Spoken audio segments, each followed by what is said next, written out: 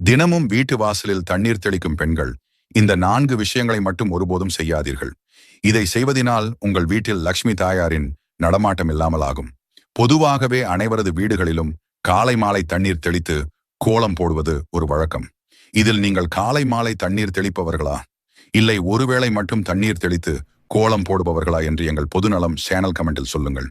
இதுபோல் நிறைய ஆன்மீக தகவல்களை பெற எங்கள் சேனலை சப்ஸ்கிரைப் செய்து உங்கள் நண்பர்களும் ஷேர் செய்யுங்கள். நம் வீட்டு வாசலில் மஞ்சள், சாணம், வெறும் தண்ணீர் என்று தெளிப்போம். இப்படி தெளிக்கும் போது இந்த குறிப்பிட்ட தவறுகளை செய்தால் நம் வீட்டில் தரித்திரம் உண்டாகும். வாசலில் அப்படியே ஒரு வாளி தண்ணீரை ஊற்றக்கூடாது. எப்போதும் முதலில் சுத்தமாக பெருகிய பின்புதான் அந்த தண்ணீரை தெளிக்க வேண்டும். தெளிக்கும் தண்ணீரில் மஞ்சள் கலந்து தெளிக்க வேண்டும். அப்போதுதான் உங்கள் வீட்டில் தீய சக்தி உள்ளே நுழையாது. எப்போதும் சுத்தமான நீரை மட்டுமே பயன்படுத்த வேண்டும். அழுக்கு தண்ணீரை தெளிக்கவே கூடாது. அதேபோல் தண்ணீர் தெளித்த பின்